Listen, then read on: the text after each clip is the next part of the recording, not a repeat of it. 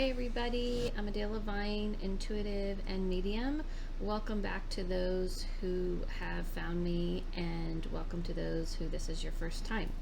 Today, my cup of choice is let's go down the rabbit hole. Kind of, sort of. Okay, but I am definitely going to have coffee. Thank you. I think I have the mic and all kinds of things worked out today. The subject matter has been, I did a poll on my community page, and I want everybody to know the poll that I did, asking you which subject to do next. I'm obviously going to cover the other subjects like guides and things like this.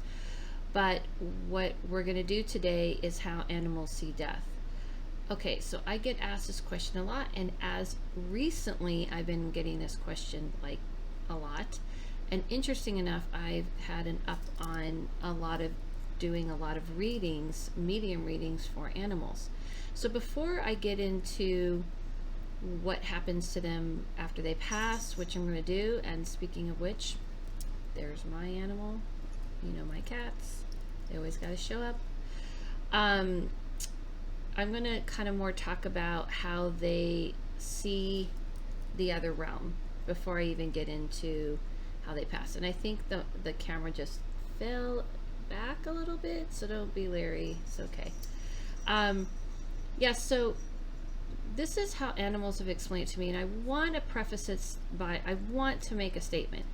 I know there's a lot of people who are big animal rights people who might be watching this, like people really into the protection of animals and all this, and I understand and I respect all that, but I want this to be a really fair space for everybody, all walks of belief, all people who are not vegan, who are not vegetarian, who that type of thing, people who are just love their animals and care about them. I don't want judgment on this channel for each other. With that said, I actually am not the PETA spokesperson, and which I thought it was interesting that animals kind of chose me, or have one of the people that I feel that they had asked me to convey this. I know this sounds a little out there, but this is how I'm going to express it to you. However, I was a vegetarian for about 15 years of my life, back in the day in the 80s, when there was no vegetarian restaurants, no vegetarian stores. Matter of fact, when I told people I was a vegetarian at those days, they said, what, a veteran? So yeah, I paid my dues on that. It didn't do well with my body. I didn't do well with it. I just chose not to. It wasn't any big deeper reason other than I just felt like I needed to not do it anymore physically. So I don't want any of that. So let's just get that all cleared out of the way. Let's just get all judgment and biased opinions on things as my cat decides to jump around. And let me explain to you a lot. So I guess I'm going to say she wants to be a part of this subject matter. So I hope you don't mind the noise. So the way animals have shown me how they see the world in general, they have told me that we care a lot, where we think that we're protecting them and that we're doing all these things for them, that everything we're doing is, she's going crazy, is about them. And they have told me that they're actually here to help us understand this world. They're here to help us understand the earthly realm, because they feel equipped physically about how to deal with this. They have coats and they have paws and all kinds of animals. Obviously, we're not just talking about coats and paws, but they are built for the terrain of this planet. Not to mention, they have said that they seem to understand how the natural flow of life, and that we're the ones that kind of have a hard time with this place, and that everything we learn, we have learned a lot from them, watching them, how they do things, how they explore things. I believe, and I could be misquoting, but I believe Tesla's even one of the scientists that mentions watching nature is one of the ways he learned. I could be wrong, but I believe so.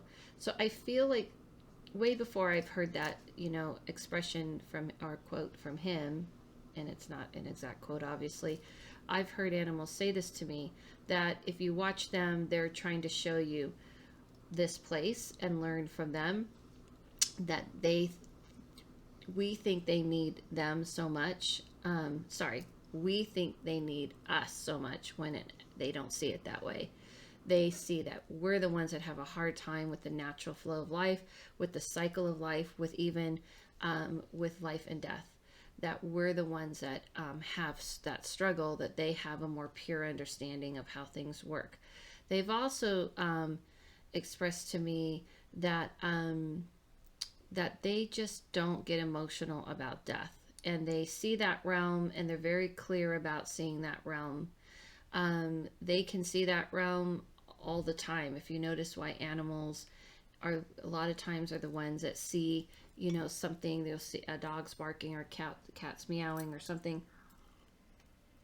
It's because they're able to see through the veil, and the reason why is because they don't have their own emotional, personal take on it. We put an emotional, personal thing on death, and they see it as a natural cycle of life. They say that they stick around for us, that they hold out for us. They've also showed me that they emotionally project back to us what we're going through. That a lot of times when people are like, oh, they're nervous, they're this, they're that, they're this, they're that, they're basically saying, sorry, I'm just checking to make sure it's still recording because I had issues before. They're basically saying that they're really reflecting us to them. They're reflecting you.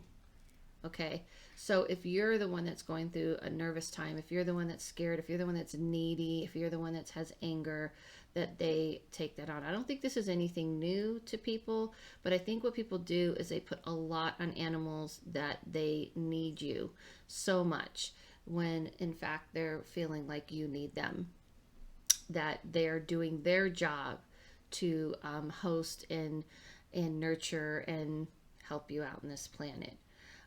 So they're always showing me this reflection, that a lot of the times when people are putting their stuff onto animals and humanizing them, they're pretty much saying, we, especially when it comes to death, if they were sick and they were dying and there wasn't you to like do all these things for them, they would, naturally take the course of life. It's not saying they don't appreciate it, but it's a lot of times almost like pushing the envelope a little bit. But meaning like, you're pushing by doing all these things to because you feel like they're so upset about dying. They're not upset about dying. They're almost matter of fact.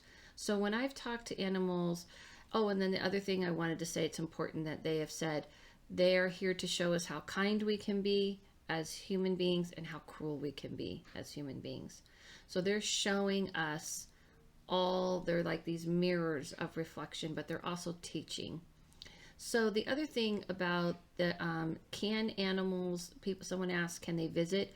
They don't need to visit, just like I've told you, spirits don't need to visit. Spirits don't visit.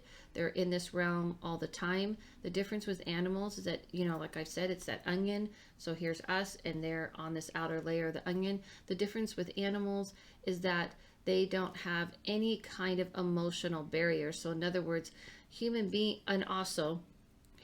have to kind of adapt to this new realm of telepathic communication and feeling everything. And they've been doing that the whole time they were alive. So when they pass telepathic communicating with you, giving you feelings, knowing your feelings, no big deal to them.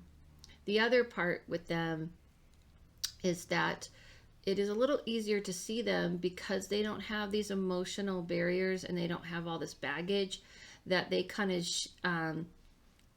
of zip around through this plane a little easier. Like I'll see animals jumping around a lot quicker, and they kind of don't respect my boundaries as much because they're just kind of like, yeah, I'm here, what's the deal?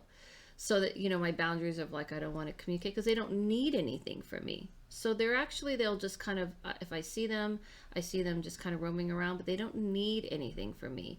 People kind of need me to communicate something to the living. They would like to, but they're not caught up emotionally. So whenever I've talked to animals, they're almost very matter of fact. They're very much, they'll show me your house, they'll show me what their favorite toy was, they'll show me how they died, they'll show me what they went through, they'll even show me ailments like, yeah, this kind of bothered me a little bit more than I told you or let on. But they're very matter of fact of like, this body wasn't working, this body was a hindrance to me, so I needed to let it go. I held on as much as I need, or I felt like I served my purpose as much as I needed to, and it was time for me to leave. They have a very matter of fact. You guys put all this emotional stuff, like they're upset, they're this, they're that, and they're not. The other thing about, so that I know a lot of I've had people kind of get upset about this idea because they're kind of expecting, the animal to be all upset and to feel all upset about not being here, but they just don't have that same thing. So it's not that they didn't care for you and they didn't enjoy everything you did, but they kind of look at the cycle of life very naturally. Like I did what I did in my life. I created this. I did have these connections. I did serve my purpose. And then, when my body was done, I was out. So you kind of know when they're done. I would listen to them. I would hear them because they'll let you know, but they will definitely hold on if they're close to you for you, and they'll do what they need for you until they just can't. So if there's an animal that you've had to let go, if you had to put down, they're not upset about it as much as you are. They understand that this was the end of their cycle, and this was the end of what they need to do. Now, if I'm going to get questions about reincarnation and all that, I already covered that in my video about reincarnation. Animals haven't shown me anything different than what human spirits has showed me about reincarnation. If you want to connect to them more, they're really easy. It's the same thing I've talked about, as you're falling asleep. All the same things I've talked about with humans, you can do with animals. You can talk to them. The other thing is that they like to do is they definitely like to send other animals to your life, meaning if you've lost one, they'll bring they love you having someone else in your life, a new animal that you're connected to. Reason is because that animal will serve its purpose and do the thing it needs to do for you. So they're very okay with that, more than okay. They usually will tell me like, well, I'm working on bringing, someone else into their life, because they see themselves as these beings that are helping us through this earth. We're the ones that have all this torment and we don't remember the other realm. We don't see home. They do. They're very connected to it. Telepathic communication is very easy for them. Feeling is very easy for them. They use all those 6 senses. So what I would say to you is that if you are missing them and if you're having a thing you want to connect with them, it's really as simple as 1, 2, 3. Talk to them, feel them, and when you do they will do things like jump on you and you feel them probably a little easier than people. The other thing the last thing I'll say about this is that when I do readings, it's a little harder to keep all the animals at bay because they kind of just all come in sometimes. Like someone will ask to speak to a certain animal and I will, because they're a little bit matter of fact. They're like, oh, we're here, bada bing, bada boom, da da da. They just don't. All the animals that you had will kind of come in at once, and then I'll slowly, I will get to the one you were talking to, but they because they don't get what the big deal is, and because there is an emotional hang up, but they do communicate telepathically, just like you've heard of other beings or other entities. What I mean by that is people might be into the alien thing or whatever, but anything you've ever heard telepathically, you've heard about this. Animals kind of do this already, and I have heard them in living form, and I've said to them, why me? I'm not the spokesperson, and they said this is what they've been said. And I'm sure that I'm not the only one. I'm not saying why me? Why have I been chosen? I'm not saying that. I'm saying why? And they say, what I always hear is that you won't have your own agenda. You're not putting all of your agenda onto us. You're going to be what I do for those who spirits of human beings. You're going to mediate and communicate exactly what we want you to, and that's why. So that's what I've been told. You're going to say what we want you to say, not what you think or what you feel, or putting all of your stuff onto the message. So that is what I've learned. This is a really kind of short and sweet video because that's pretty much all I know so far. And when I have communicated with them who have passed, and I've even helped animals who are telling me they're ready to go, but and I've let the person know, like, this is what they're willing to do, but this is what they kind of really don't feel like they want to go through. This is what I've learned thus far. I'm only telling you what I've learned thus far.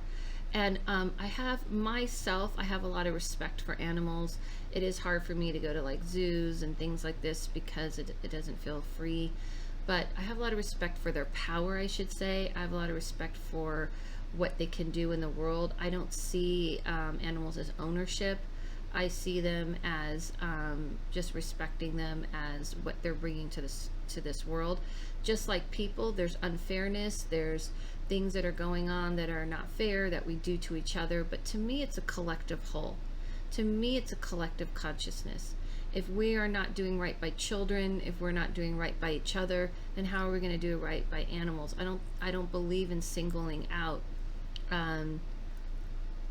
hearing and seeing and feeling each other. I feel that it's all working in a unison. So I don't believe that we have to be the same to understand each other. I believe we can all be different and we can all be uniquely who we are, and we all bring something to the planet. We all bring something to this dimension and into the other realms as beings. We are all working in a collective whole. And if we work from that, then we're not continuously separating, oh, this is more important, that's more important. It's all serving a purpose. Adults, children, women, men, animals, all of it is working at serving a purpose. So having the idea that one is more, to me, isn't just really my belief. I believe that if we respect all of each other for what we all can bring into this world, then I believe that's what animals have been trying to show us. And I feel that's what we need to learn, this telepathic collective whole. So this is kind of really all I've come to understand. I hope this answers some of your questions. If not, please comment below. You can follow me on Instagram, Adele Levine. I'm on all social media, Adele Levine. I'm going to be doing live videos. The next live video, I'm going to have rules about it because it was like getting a little crazy about how we're going to go about it. You can listen to my podcast with my co-host Mystic Dylan on The Witch and the Medium. We're on iTunes and Spotify and other where you can find other podcasts. And thank you guys. Listen to yourself. Follow nobody. Let's all work in that collective whole. Listen to your own inner voice inside of you. You were born with the answers. Spiritual teachers and leaders are only here to help unlock it. And I'll see you guys soon.